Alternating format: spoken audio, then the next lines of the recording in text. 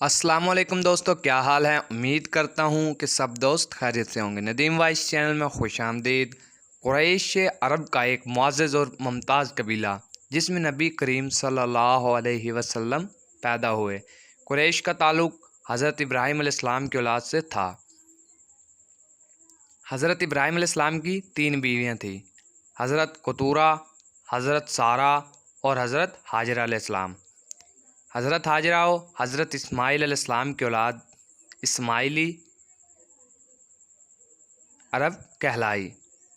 حضرت اسماعیل علیہ السلام کی نسل میں ایک شخص عدنان گزرا، اس کی نسل آل عدنان کہلائی۔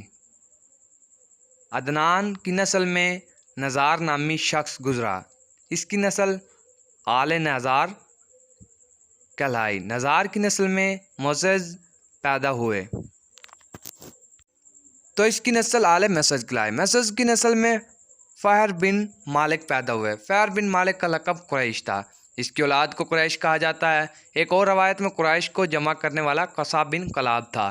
ایک روایت یہ بھی ہے کہ فہر اور اس کی اولاد قریش میں سب سے زیادہ طاقتور تھی، اور وہیل مچھلی کو بھی قریش کہتے ہیں کیونکہ وہ سمندر میں سب سے زیادہ بڑا جانور ہے۔ طاقتور قبیلہ ہونے کی وجہ سے یہ خاندان بھی قریش کہلانے لگا۔ قصاب بن کلاب نے عرب میں قریش کا اقتدار مضبوط کیا اور جملہ اطراف سے آنے والے حاجیوں کی خدمت کا بہترین انتظام کیا۔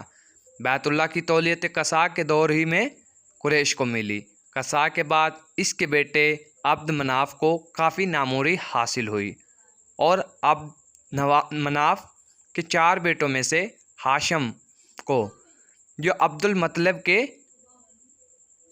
والد اور نبی کریم صلی اللہ علیہ وسلم کے پردادا تھے، کو کافی ناموری ملی۔ مزید ویڈیو کے لیے میرے چینل کو سبسکرائب کریں۔